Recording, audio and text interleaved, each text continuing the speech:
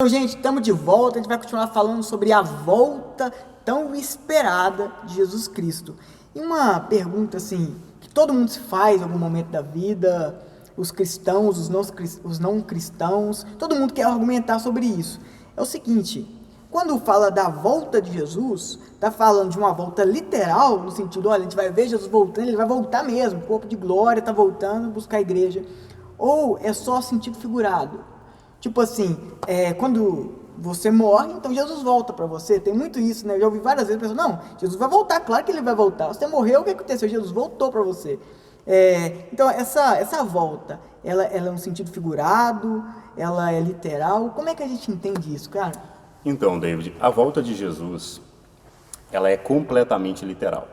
Nós temos 5 verdades básicas a respeito de Jesus Cristo, que todo cristão genuíno crê. Que é a primeira, Jesus é o Filho de Deus. A segunda, Jesus veio à Terra como um homem. A terceira, ele morreu pelos pecados. A quarta, ele ressuscitou ao terceiro dia. E a quinta é que ele voltará. Dessas 5 verdades básicas, as 4 primeiras se mostram literais.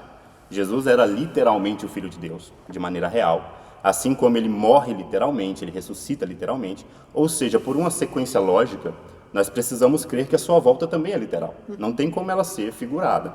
Além do que, nós temos os textos que indicam isso. Por exemplo, no livro de Atos, quando os discípulos estão vendo Jesus subir, o anjo fala com eles que, assim como eles estão vendo Cristo subir, da mesma forma que ele subiu, ele também desceria, estabelecendo assim um padrão. Ou seja, como Cristo subiu? Ele subiu de forma pessoal, era ele mesmo subindo. Ele subiu de forma visível, todo mundo estava enxergando. E ele subiu com o próprio corpo. Ao contrário de algumas ideias teológicas que dizem que ele ressuscitou em espírito, o texto demonstra que ele ressuscitou com o corpo. Então ele voltará no mesmo padrão que ele subiu, ou seja, uma volta pessoal, não é nenhum emissário do céu, é o próprio Jesus. Uma volta totalmente literal, onde vai ser visto e ouvido. Eu acho muito interessante quando o Apocalipse fala sobre o soar das trombetas. Ou seja, a volta de Cristo ela é um evento histórico, que vai marcar uma nova fase do mundo.